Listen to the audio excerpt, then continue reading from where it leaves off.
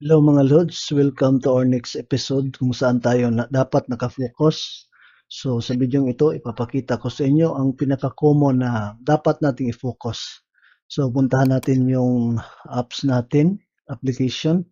So punta tayo sa ating icon dito at hanapin natin yung help and support, then support inbox.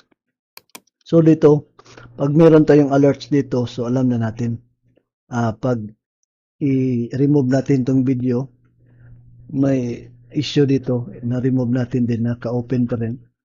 So, hayaan na lang natin bukas.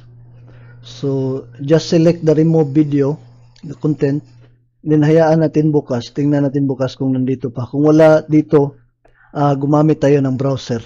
At i-copy natin yung link dito, yung may 3 dots dito, mga loads, may 3 dots dito, i-copy nyo yung link at i-paste nyo sa new tab at doon nyo na i-delete at hayaan nyo na pagkatapos nyo i-delete pagkabukas kung anong mangyari. Kung ganito na, mas maganda.